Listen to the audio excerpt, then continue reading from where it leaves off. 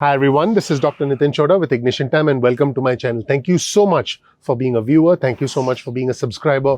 All I ask of you is if you learn something new, please consider clicking the subscribe button. Please enable notifications so you get instant updates from YouTube whenever we release new videos. And also, please click like. That is your vote of confidence in my efforts and all the efforts that go into researching the information, recording these videos, editing these videos to be able to make them easily consumable for our audience and also releasing them, working on the thumbnails, the whole 9 yards. In this video, I'll talk to you about the art of the stimulus. I believe that there was a solution to this, and it ain't over till it's over. You never know how things can happen in Washington. So what I would have done, and by the way, I'm talking about this because a lot of viewers and subscribers have said, gosh, what should have been done? What if things had turned out differently? And you never know. Things can still change right now. I wouldn't be surprised if something unusual happens now, because this game is changing. An election is coming up.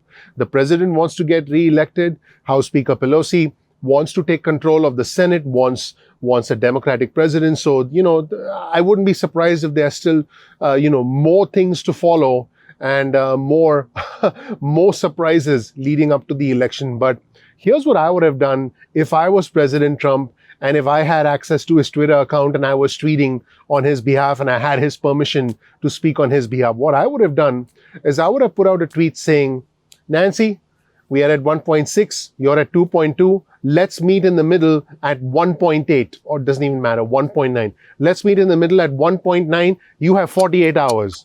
Boom. If that's what President Trump had done, that essentially would have put pressure on House Speaker Nancy Pelosi to say yes. Because if House Speaker Pelosi had said yes to that, then President Trump could have said, hey, art of the deal, man. I did it. I'm the hero. And if Speaker Pelosi had said no, then that could have been used as a rallying cry by President Trump and by President Trump's supporters to say, look what we did. We tried. Speaker Pelosi didn't want to make a deal. That would have been something that would have, hopefully brought the two sides to a consensus. Honestly, to me, it doesn't matter. It really doesn't matter whether you're red or blue. For me, it's about the red, white, and blue. I just wanted a deal done. I still want a deal done. And I do believe that we will see a stimulus deal. Hopefully, it doesn't happen after the election. Because there are two scenarios here. The President Trump gets re-elected, in which case President Trump will be even more motivated to do a stimulus deal. The other option is President Trump does not get re-elected and former Vice President Joe Biden gets re-elected. And in that case, if the Democrats win the Senate, then it's quite likely that we could see an even bigger stimulus package after the election. The question is, will it be too little, too late? Because, the question is, do you want some money now or do you want more money later? I would simply say that we need money now, because a lot of us need money to pay rent. We need quick cash now. Also, what President Trump could have done is President Trump could have said, hey, Nancy, you want $436 billion. We've offered $250 billion. Our final offer is $325 billion. You have up until Friday at midnight to take it or leave it. I'll be waiting for your response. Boom. If President Trump had done something like that, if President Trump had inserted himself into what I call legislative politics. Yeah, the phrase is legislative politics, because this is legislation, because Congress essentially is involved in this process. The House and the Senate have to work together to pass a bill that gets signed by the president. But there are politics associated with this. In fact, I released videos today about how politics plays a role in the stimulus package, how politics plays a role in airline aid, because 13 of the top 20 most heavily trafficked airports in the country are in swing states, specifically the very, very important swing state of Pennsylvania. And I talked about that in detail in my previous video, so definitely check out that video. And by the way, that's the reason why the president is pushing for airline aid. You've heard the president push for airline aid. You've heard White House Chief of Staff Mark Meadows push for airline aid. You've also got House Speaker Nancy Pelosi saying, yeah, we need to do aid for airlines, because they all want votes in those swing states. But again, coming back to the art of the stimulus, if the president had inserted himself right in the middle of legislative politics, which by the way, let me be clear, over the past 4 years, there haven't been too many instances of the president directly inserting himself into the politics of the legislative process. If the president had done that, maybe we could have had a different outcome. President Trump, if you're watching this, I think this strategy is likely to work. If you guys watching It doesn't matter to me whether you're a supporter of the president or not. You guys will miss the point if you think that this is about taking sides.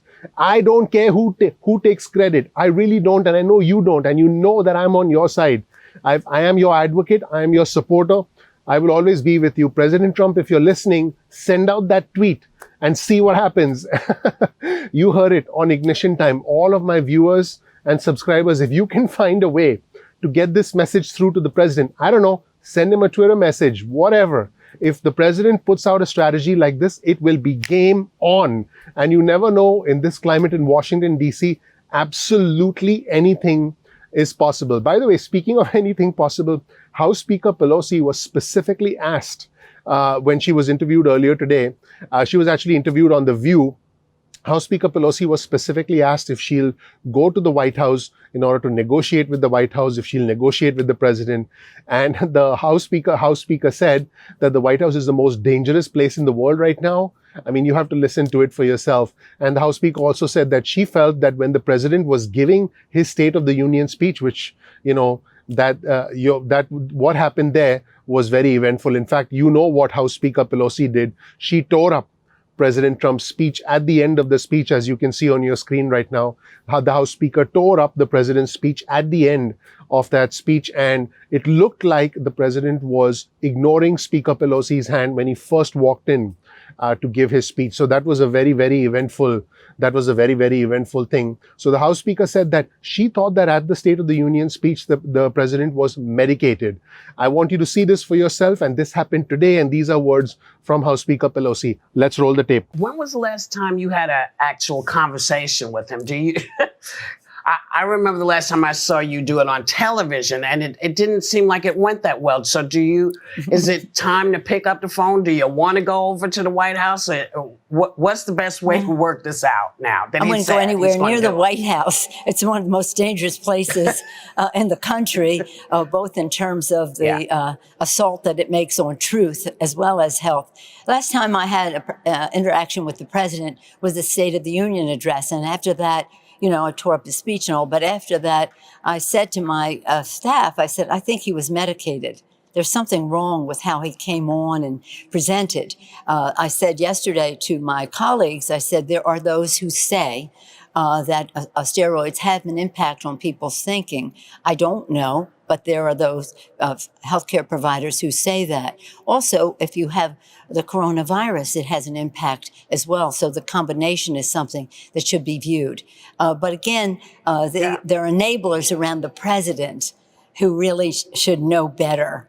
And the Republicans in Congress have enabled so much of this to happen without saying, look, we're here to address the needs of the American people, crush the virus, honor our heroes, put money in the pockets of the American people, support our elections with funding to make sure that they are safe for people to go so they're not risking their health to do that, honor the census. These are areas of disagreement that we were hoping to find agreement on, including safety in the workplace. Speaker, so it's a challenging time. And in the second segment of the video, the House Speaker was specifically asked, hey, why couldn't you come closer to what the administration wanted? What if you had made some adjustments in order to be able to make a deal? And House Speaker Pelosi said this was a missed opportunity. She said our bill meets the needs of the American people. And she said the needs of the American people have changed. In fact, she specifically said more needs have emerged. So as you can see, the Democrats are staying firm with their position that a $2.2 trillion package is needed, that it's necessary, and they'll definitely not do a piecemeal approach where you have separate stimulus checks, a separate paycheck protection program. But ironically, it seems like both sides are indeed working together on an airline relief bill. And I did talk about that in a previous video. But first, let's watch and let's see exactly what the House Speaker said about trying to come together in stimulus negotiations despite what the president did in the past couple of days. Let's watch. Speaker, in his tweet yesterday, President Trump accused you of not negotiating in good faith and only seeking a bailout for poorly run, high crime Democrat states and things unrelated to COVID, like a $15 billion bailout of the post office and $270 million in grants for the arts and humanities. As of this morning, you've still been talking with Treasury Secretary Steve Mnuchin. Why are you not making more concessions to get Republicans on board and pass something thing. Isn't that better than nothing at this point? No, I don't think so. I think it's a missed opportunity. We came down, Chuck Schumer and I came, Leader Schumer, when I was recently a guest, he enjoyed it, as we all did. We came down $1 trillion. And then we came down $200 billion more.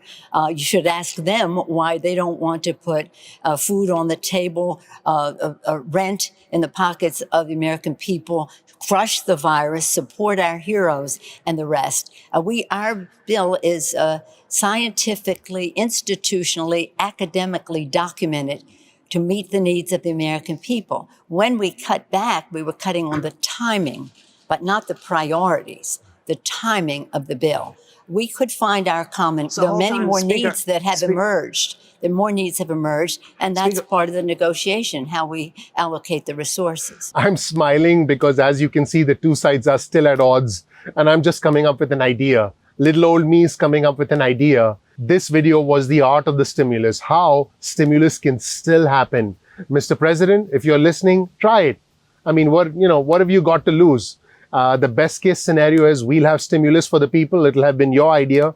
The worst case scenario is we may not end up having stimulus, and then you can say you gave it your level best. This is legislative politics. Thank you for watching, everybody. My name is Dr. Nitin Chhoda with Ignition Time. I'm smiling because I'm just throwing an idea out there. I want there to be a solution for my fellow Americans. I want to help you live the American dream. This is my video. I have the fortune, the honor, the privilege of living the American dream. You learn more about who I am, what my journey has been like, and why you should listen to me. We release videos at 2 p.m. East Coast time most days of the week. That's 2 p.m. East Coast time most days of the week. Get your cell phone out, send a text message with the word ignition or with the word time to 70,000. That's 70000.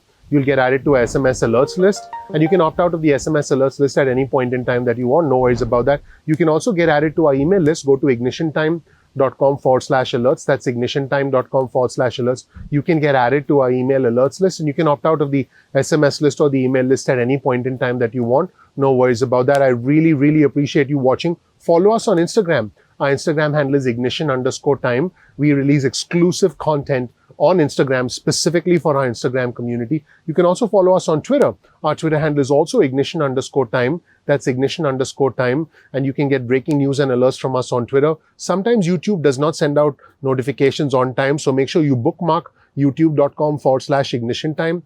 That's youtube.com/ignition time. And this way, you'll never miss a single video. You'll be able to visit our homepage, watch all the videos in real time at your own convenience. Once again, thank you so much for watching. We release videos at 2 p.m. East Coast time most days of the week. My name is Dr. Nitin Chhoda. Your vote of confidence in me, my entire team, the channel, all the work that goes into creating these videos, all the editing, all the effort, all the recording, the uploading, the thumbnails, the whole 9 yards. Your vote of confidence is simply subscribing and enabling notifications. That's it. Also, please click the like button if you learned something new. I don't ask for anything else. I appreciate you. I look forward to seeing you in the next episode of Ignition Time. Mr. President, I hope you're listening. Please. Bye, guys.